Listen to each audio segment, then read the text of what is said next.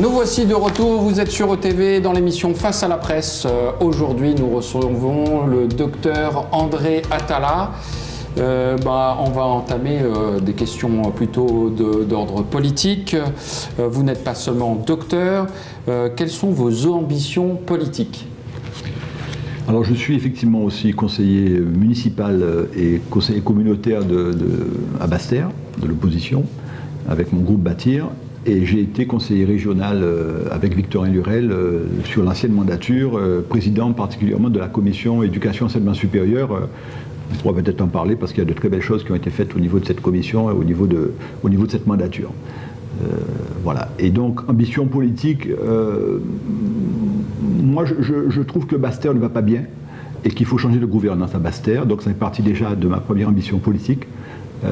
Quand on dit à une femme qu'on l'aime, il faut lui faire une preuve, il faut le lui prouver. On dit qu'on aime Basse-Terre, aimer Basse-Terre, c'est continuer à se battre.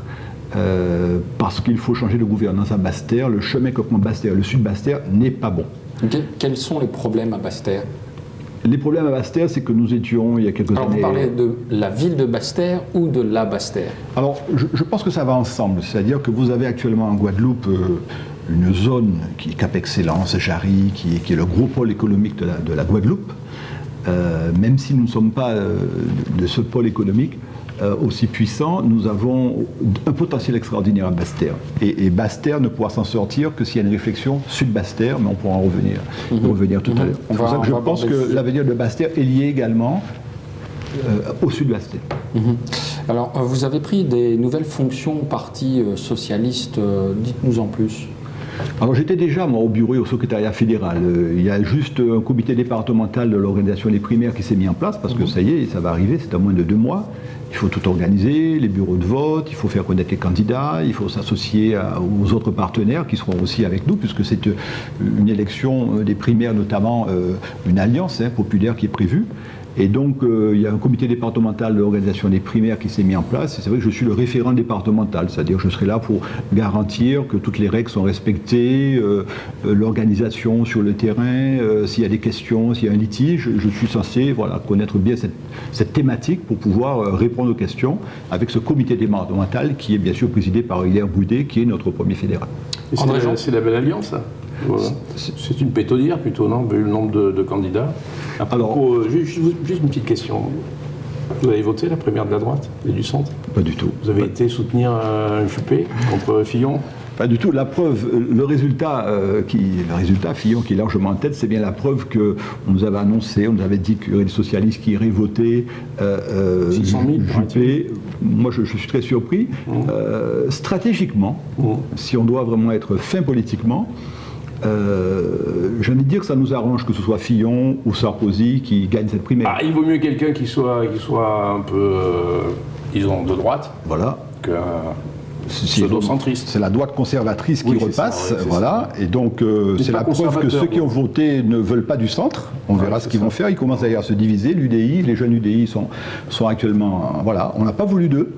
Ils étaient nos alliés aux dernières élections parce que certaines valeurs qui sont défendues par le centre, cette droite qui a voté n'en veut pas. Donc ça a été un refus catégorique de la vision du centre.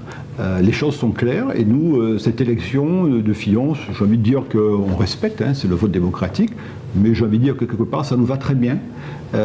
Parce que je rappelle que Fillon a été quand même pendant 5 ans le Premier ministre de Sarkozy. Donc pour moi, le bilan de Sarkozy, qui est un mauvais bilan, c'est aussi celui de Fillon, qui a quand même été, il ne faut pas l'oublier, son Premier ministre. André Jean ? Vous êtes bien dans l'opposition à Basse-Terre ? J'essaie de mener une opposition constructrice. J'essaie d'être constructeur, mais le problème que j'ai avec le maire actuel, c'est que c'est pas quelqu'un qui aime le dialogue.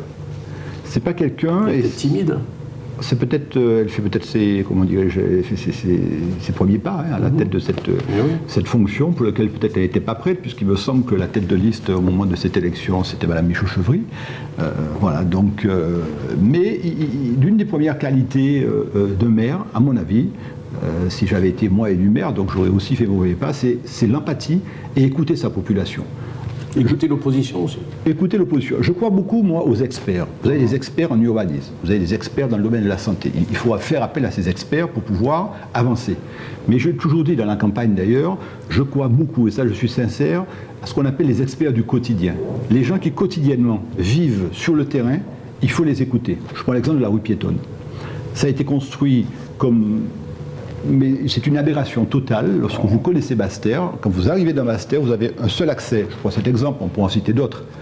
Quand vous arrivez, vous avez le boulevard, vous passez devant le McDo, la mairie, vous avez un seul accès pour accéder au centre-ville, rue de la République, le marché, c'est cette rue. Elle a été transformée en rue piétonne, ce qui fait que les gens vont prendre la rue Maurice-Marie-Claire, vont partir, et ils me le disent, ben docteur, nous allons, nous aimer les Nice. Une pâté pégarée, on ne pouvait pas accéder au centre-ville. Oui, mais Nice, quand même, c'est à 50 km.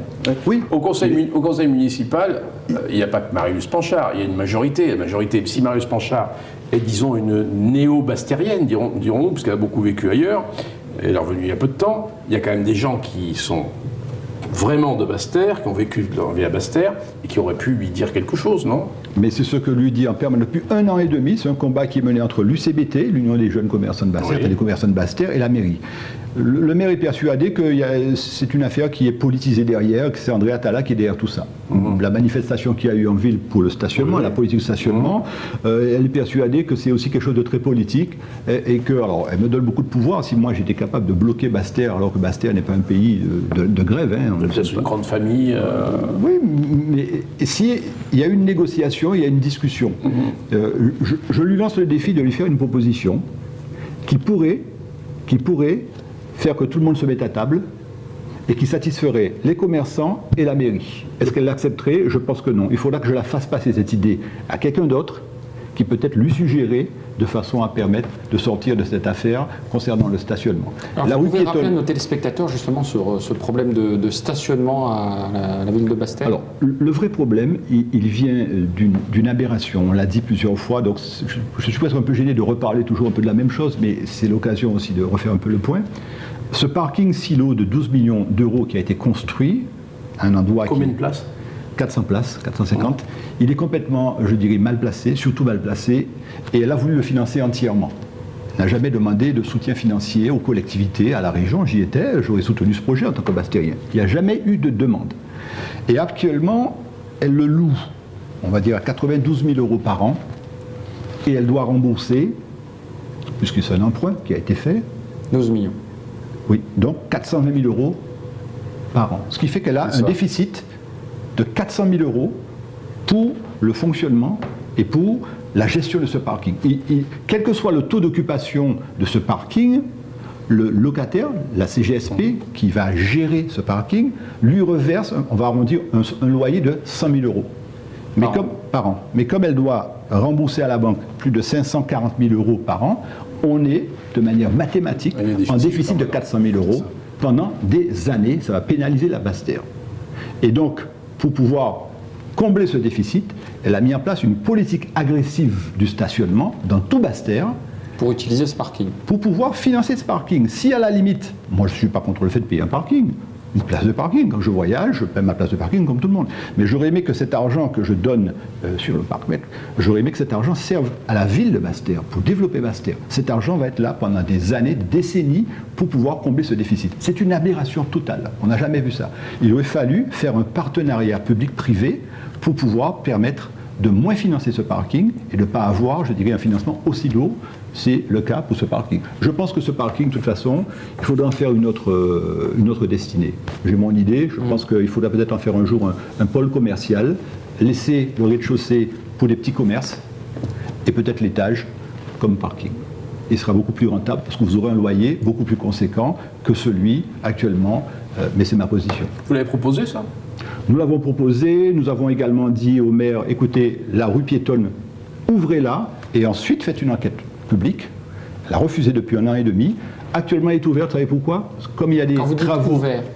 Ouvert, c'est-à-dire que la rue piétonne, actuellement, les travaux sont faits. Nous sommes quand même des gens sensés, on ne va pas tout casser, il y a eu 500 000 euros de travaux, on la garde comme elle est. La seule chose qu'on demande, c'est qu'il y ait un espace piétonnier large des deux côtés, et vous laissez juste une voie pour pouvoir rentrer vers le centre-ville, la rue de la République, le marché, le centre de la ville. C'est tout. Donc vous profitez de l'avantage d'un espace piétonnier conséquent, qui est sécurisé, il y a déjà des bornes pour protéger, mais vous permettez aux gens de la Côte-sous-le-Vent de pouvoir accéder au centre-ville. La rue la rue de la République, où je suis natif, où j'ai ma famille qui y est, elle a plongé sur... Les commerçants de la rue de la République vous disent que leur chiffre d'affaires a baissé de 30% depuis qu'il y a eu cette rue. Les travaux actuellement à la rue Maurice-Marie-Claire font qu'on a été obligé de rouvrir cette rue, et comme par hasard, il y a plus de fluidité actuellement en termes de circulation dans Basse-Terre. Donc surtout qu'elle ne fasse pas l'erreur de vouloir refermer cette rue. Qu'est-ce qui explique ce manque de chiffre d'affaires pour les commerçants? Tous les gens qui venaient de la Côte-sous-le-Vent, ils arrivaient, ils passaient par cette rue piétonne, enfin maintenant la rue piétonne, par cette rue Cours de Livos.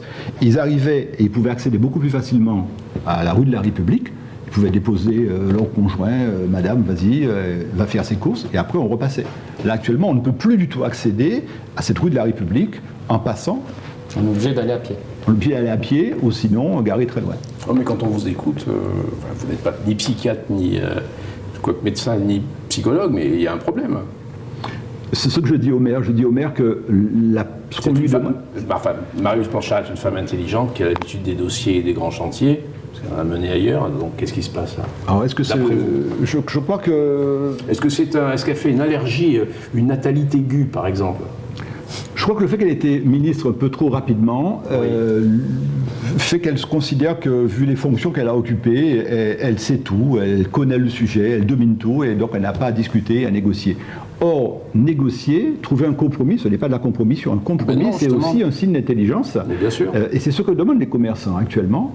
La politique tarifaire qui est prévue au niveau du stationnement, il faut la revoir complètement. D'ailleurs, elle a été déboutée par le tribunal, puisque... Comment ça Récemment, c'est-à-dire qu'en fait, il y a eu un arrêté municipal qui élabore les conditions de stationnement. D'accord. Il y a une plainte qui a été portée et les magistrats... Portée par qui? Par des magistrats et par des commerçants. D'accord, par des commerçants. Voilà, vous avez des gens, par exemple, je prends l'exemple de magistrat, qui décide de garer sa voiture à proximité de là où il va plaider. C'est interdit autour du palais de justice. Oui, mais juste à proximité. D'accord. Au bout d'une heure et demie, il faut qu'elle déplace sa voiture. Si je décide de laisser ma voiture toute la matinée garée, vous n'allez pas m'obliger à l'enlever. Je paierai le tarif qu'il faut pour laisser ma voiture toute la matinée. Là, vous obligez les gens, au bout d'une heure et demie, à enlever leur voiture. Je prends l'exemple de quelqu'un qui a été voir le dentiste. Ouais, ça, c'est pour assurer la fluidité, etc. Ouais. Oui. Mais ça ne concerne pas les gens qui travaillent à Basse-Terre. Mais ceux qui travaillent à Basse-Terre doivent pouvoir bénéficier d'un abonnement, pas seulement sur le parking silo, mais aussi un abonnement, comme ça se passe dans toute la France, d'un abonnement. Ils paieront le prix de leur abonnement mensuel, mais quelle que soit la zone où ils habitent. Là, on oblige les gens à avoir un abonnement pour aller alimenter le parking. Alors qu'on doit pouvoir... Et sinon, si on est ailleurs, on peut rester 1h30 et puis après, il faut partir. En zone rouge, il faut obligatoirement, au bout d'une heure et demie, enlever sa voiture, sinon vous êtes pénalisé. En gros, ce que vous dites, c'est que la ville de Basse-Terre fait tout pour remplir ce parking, justement en interdisant les autres places de parking sur... Elle l'a dit elle-même au conseil municipal. Le parking est une obsession de Marius Planchard. Je crois que c'est un boulet, c'est un gros boulet qu'elle a récupéré. C'est ça, ouais. C'est dommage quand même. À part ce problème de stationnement, il y a les finances. Les finances ne vont pas bien à Basse-Terre. Les finances ne vont pas bien. Et comment feriez-vous si vous étiez à sa place? Alors, ce qui est paradoxal, c'est qu'à Basse-Terre, on a 3,1 millions d'euros de déficit. Ce qui n'est pas énorme, hein. À Sainte-Anne, c'est 6,5 millions. Oui, mais c'est effectivement ce que m'a dit le maire quand j'ai fait cette réflexion. Quand vous êtes un coureur cycliste et que vous êtes dans le peloton et que vous voyez qu'il y a 50 personnes derrière, vous dites, bon, je suis pas mal placé puisqu'il y a 50 derrière. Mais si on veut gagner le tour, il faut essayer de voir ceux qui sont devant et puis essayer d'avancer. Ce qui est dommage... 3 millions donc. 3 millions. Et ce qui est dommage, c'est que les recettes de Basse-Terre sont parmi les plus importantes de la Guadeloupe. C'est-à-dire que rapporté à la population, les impôts qui sont payés rapportés à la taille de Basse-Terre sont parmi les plus élevés de Guadeloupe. Ce qui veut dire que si on partait du constat où les recettes étaient très faibles, on aurait pu comprendre qu'il y a un déficit. Or, nous avons les recettes les plus élevées de Guadeloupe, en termes, je prends par exemple la taxe foncière, est de 40% plus importante par rapport à la moyenne nationale, moyenne régionale, pardon. Donc vous ne parlez pas de la ville de Basse-Terre, vous parlez de... Si, dans la ville de Basse-Terre, si vous êtes propriétaire, vous allez payer 40% plus cher, par exemple par rapport à Trois-Rivières, par rapport à Saint-Claude ou par d'autres villes. Ça coûte très cher d'être propriétaire actuellement à Basse-Terre. Et donc, les recettes, elle en a, puisque... Il y a énormément de propriétaires à Basse-Terre. Pardon ? Quasiment tout le monde est propriétaire à Basse-Terre, en ville. Voilà. Alors, c'est vrai que maintenant, quand on discute avec les structures immobilières, ils nous disent, des gens qui recherchent nous disent, ils aimeraient acheter, mais pas dans Basse-Terre, vu le coût de la taxe foncière. Et donc, ça, c'est quelque chose qui effectivement, c'est le revers de la médaille. Qui est pénalisant, effectivement. Voilà. C'est peut-être ces recettes-là qui servent pour le parking.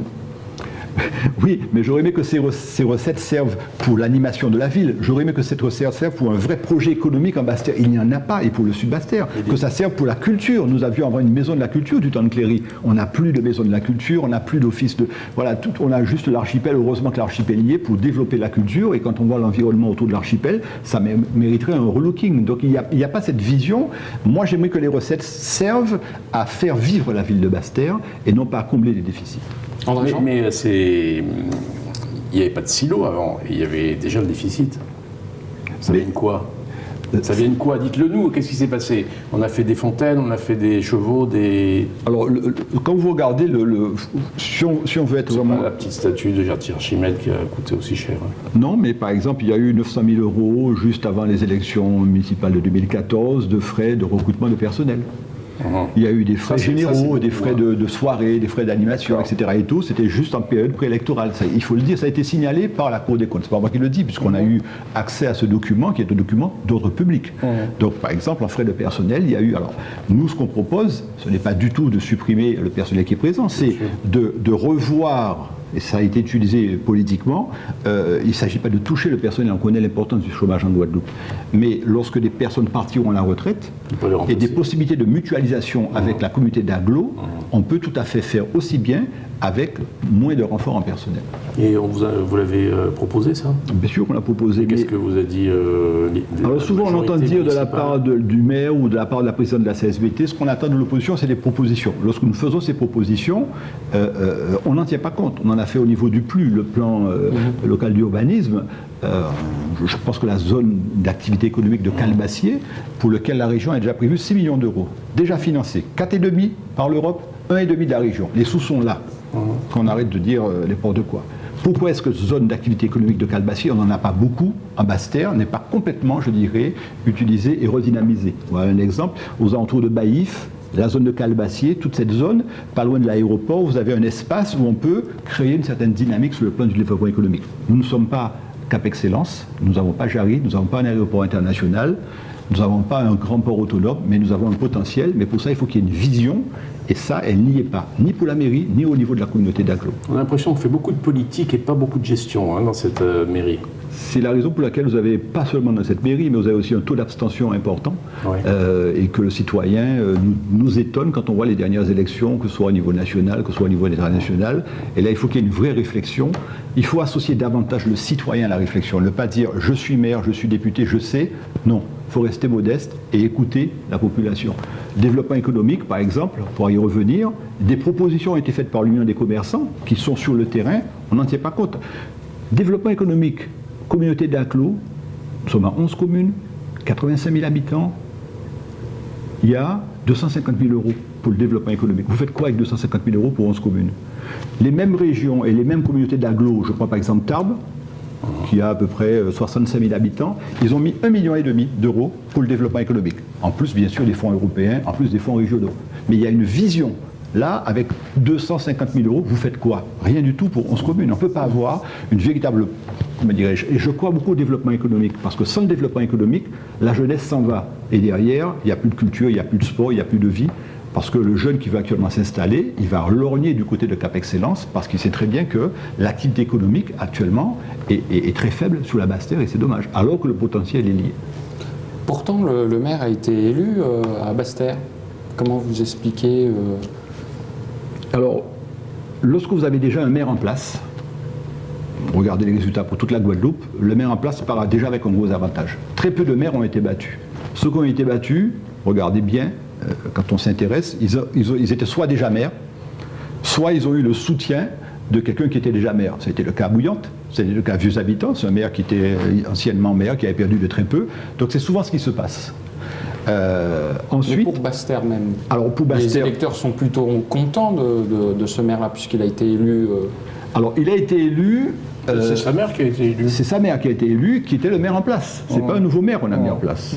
Et donc, c'est après qu'il y a eu... voilà, on s'attendait quand même un peu à ce changement.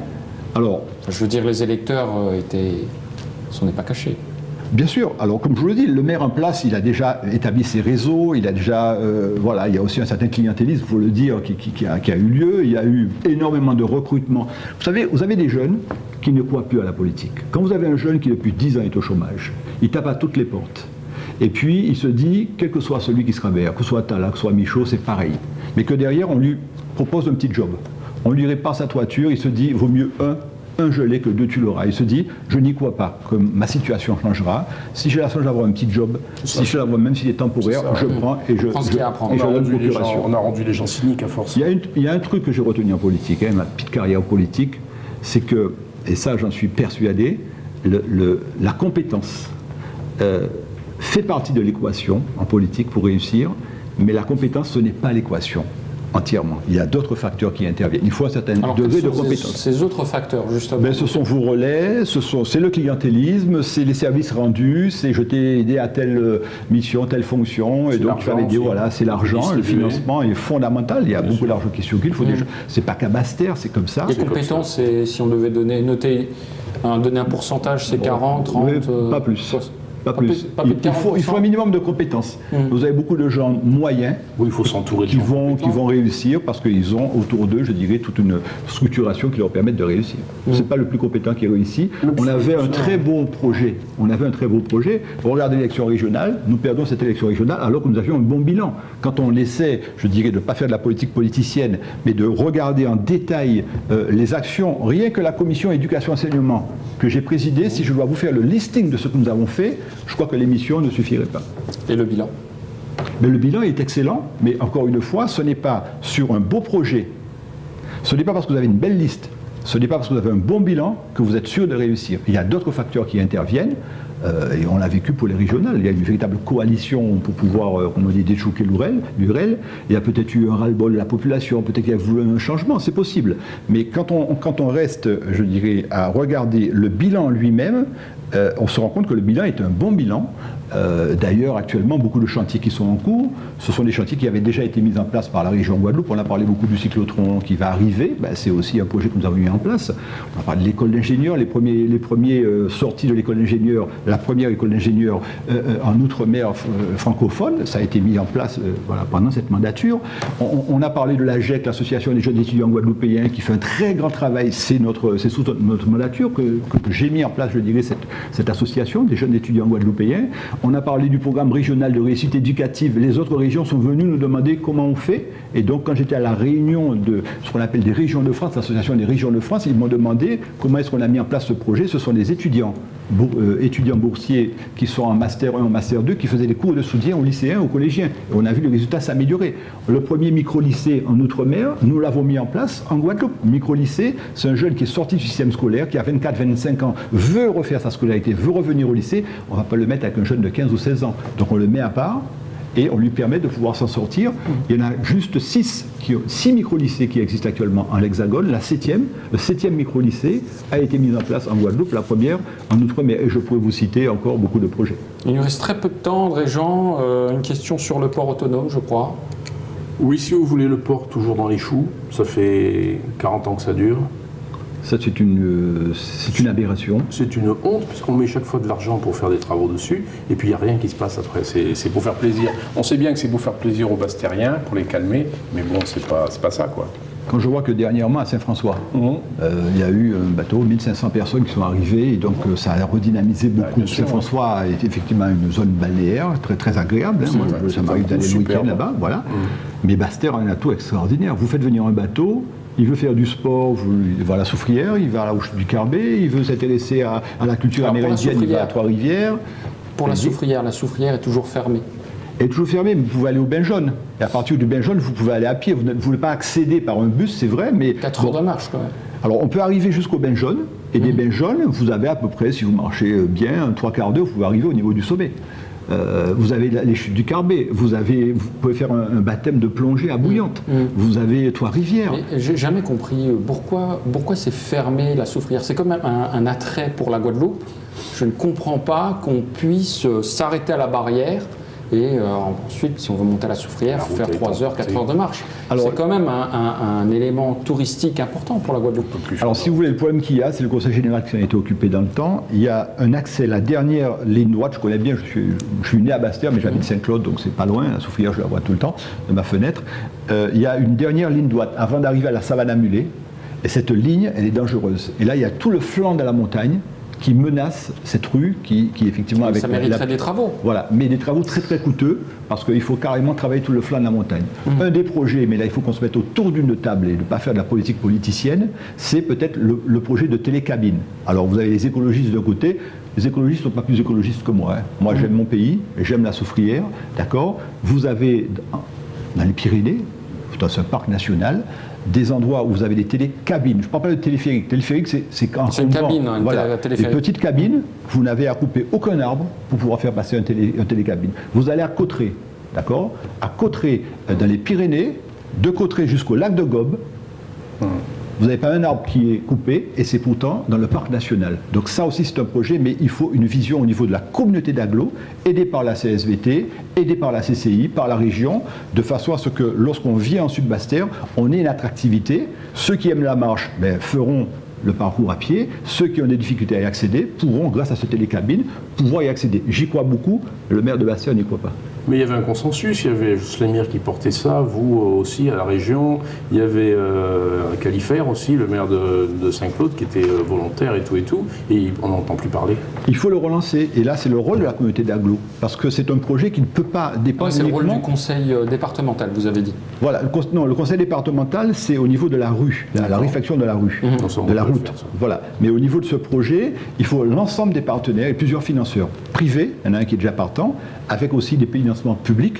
Ce qu'il faudra surtout étudier, c'est l'amortissement, c'est-à-dire la rentabilité économique. C'est là où le bas blesse un peu pour être sûr que ce projet, quand il sera mis en place... Faire payer l'accès à la Soufrière. Un peu ce qui se fait à Sainte-Lucie. Si c'est fait à Cauterets, si vous voulez y aller à pied, si vous voulez y aller à Cauterets, moi quand je vais par exemple en vacances dans les Pyrénées, je vais aller à pied, bon je suis encore un bon marcheur, je le fais à pied, et ceux qui ont des difficultés à le faire, qui viennent par un bateau par exemple d'un certain âge, ils peuvent accéder à ce très beau site de la Soufrière en prenant cette télécabine demain. Et je pense que c'est un projet qu'il faut relancer, tout comme le projet de l'aéroport de Baïf. Voici un projet... Alors parlez-nous de cet aéroport. Aérodrome. Alors, cet aérodrome de Baïf, je trouve qu'il est dommage qu'il ne soit pas... Il y a un travail qui a été fait il y a quelques années sur la rentabilité de cet aéroport. On peut le rentabiliser, à mon avis, non pas en maintenant une activité permanente, parce qu'il y a un coût, notamment le soir, mais vous pouvez très bien le faire travailler que de jour, et vous mettez les douaniers, les services de police et les pompiers au moment où les avions arrivent, que de jour, et donc vous évitez un coût de fonctionnement 24 heures sur 24, et je reste persuadé que ça nous permettrait une certaine ouverture sur Marie-Galante, sur Saint-Martin, sur Saint-Barth. Saint-Martin, Saint-Barth, ils ont besoin de produits agroalimentaires. Ils ont beaucoup d'hôtels. Nous avons Baïf, nous avons Matouba. Vous avez tous ces agriculteurs qui pourraient très bien, par cet aéroport, livrer... Envoyer de l'eau par avion. Non, des produits, de l'avocat, des ananas pour alimenter... Et pourquoi pas de l'eau aussi? De l'eau aussi, de Matouba, bien sûr. Ça peut faire par avion. Non, mais la navette se fait très facilement, et le coût du vol, j'ai discuté avec un spécialiste qui a un avion à cet effet, elle serait tout à fait rentable. André Jean, une dernière question avant de rendre l'antenne. Vous êtes un Bastérien actif et fervent. Dites-moi pourquoi le port, l'aéroport, le téléphérique, toutes ces choses-là, c'est dans les cartons, c'est prêt de sortir, puis c'est abandonné, puis c'est dans les cartons, puis etc. Pourquoi ça n'avance pas?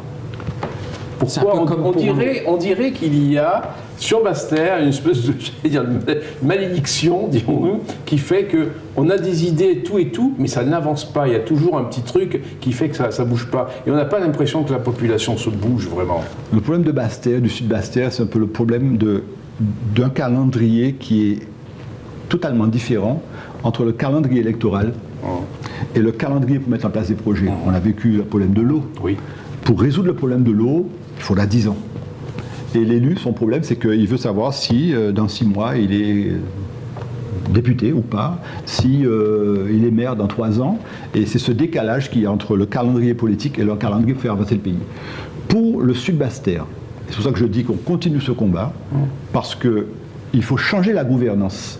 Actuellement, à Basse-Terre, puisqu'on voit très bien, vous le dites vous-même, le port, ça n'avance pas, l'aéroport, ça n'avance pas, le télécabine, ça n'avance pas, le développement économique fait que régresser. Il n'y a pas eu une véritable vision sur le moyen et le long terme. On travaille à court terme actuellement. Oui, ça, c'est une équipe... C'est la même équipe qui est là depuis que j'ai 25 ans. C'est Michaud Chevrier, c'est Marius Panchard. C'est la même équipe, je veux dire. Il n'y a pas eu de changement pour moi. Comme quand on me dira bientôt il y aura Fillon qui sera président ou pas, ou candidat, pour moi, Fillon, Sarkozy, c'était la même politique. Panchard et Michaud Chevrier, depuis 25-30 ans, ce sont les mêmes que nous avons, et la vision qu'ils ont n'est pas du tout celle que nous proposons pour Basse-Terre, et je reste persuadé qu'aux prochaines élections, la population, j'ai envie de dire que notre principal partenaire qui nous aidera pour ces prochaines élections, c'est le maire de Basse-Terre. La politique qu'elle mène actuellement fait qu'il y a une grande exaspération de la population. À nous de leur montrer que nous avons un autre projet, et je vois que je suis en ville, que je descends en ville, que je discute avec les gens, il y a une vraie exaspération. Les gens nous disent, vous parlez du stationnement, monsieur Attala, mais il n'y a pas que ça. La problématique de l'eau, de l'assainissement, la vie culturelle, la vie sportive, la vie économique, il y a tout à changer à Basse-Terre. Bon, eh bien, on vous réinvitera sur ces sujets. Merci d'être venu ici dans les studios de TV à Jarry. On fait un petit tour de la presse. André, alors, quoi de neuf? Je vais vous dire quoi de neuf, docteur? Non, mais vous pouvez me dire quoi de neuf, chers collègues. Eh bien, France Antilles, avec demain la retranscription de cette émission, entre autres, puis un dossier. Enfin, vous aurez la surprise. Et puis, samedi, vous aurez Télémagazine. Et nouveau Télémagazine. Et on a une idée de la couverture de TV Magazine? Oui, moi, j'ai une idée. Mais oui. Vous la découvrirez samedi. Vous ne voulez pas nous la donner? Non. Ok, bien, on va découvrir ça. C'est jeudi, non? C'est samedi, hein? Samedi? C'est tous les samedis. C'est tous les samedis. Tous les samedis. Pourquoi je l'ai le jeudi? Je sais pas. Voilà, cette émission est arrivée à sa fin. Retrouvez dans un instant le Flash Info de TV News avec Laura Latchamp. Et si vous nous suivez sur EFM Radio, retrouvez dans quelques minutes le journal local, suivi du journal national et international avec nos confrères de RTL. Bonne suite de programmes sur ETV et EFM Radio.